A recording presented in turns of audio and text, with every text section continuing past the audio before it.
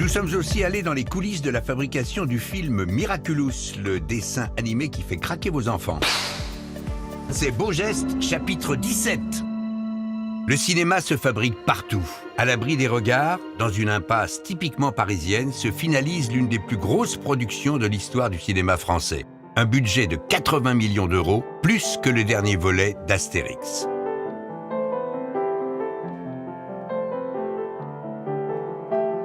Tout le monde connaît ce thème, en tous les cas, les enfants le connaissent bien.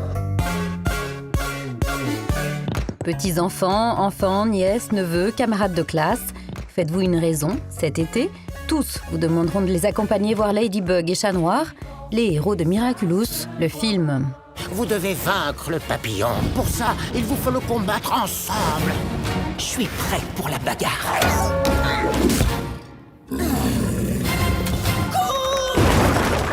C'est parti.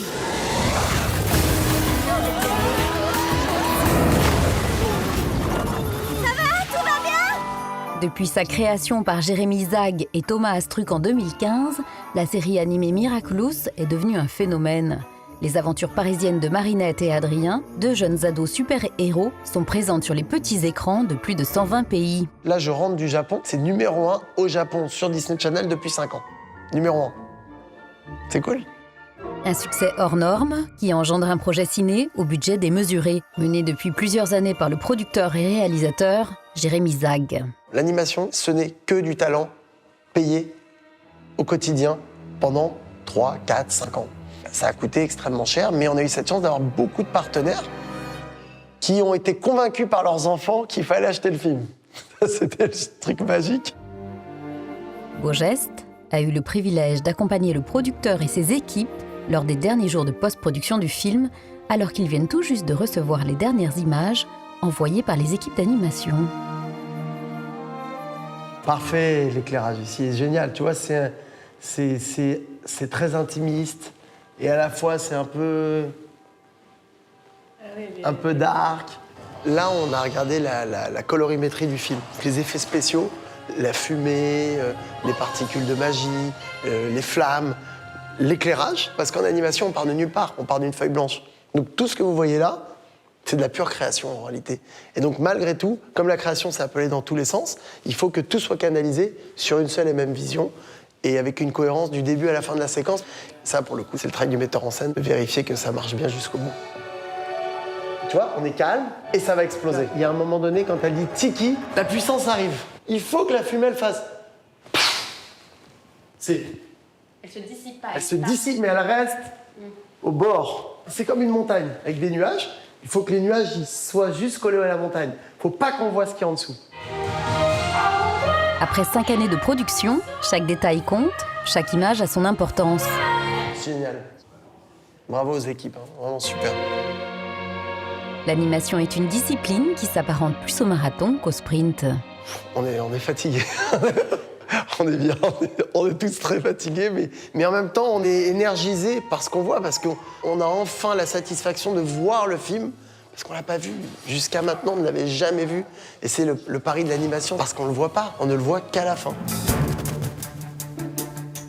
La fin, c'est dans un studio de mixage de la région parisienne qu'elle aura lieu. Une étape essentielle pour Jérémy, qui a composé les musiques du film et supervisé leur enregistrement à Londres en février dernier.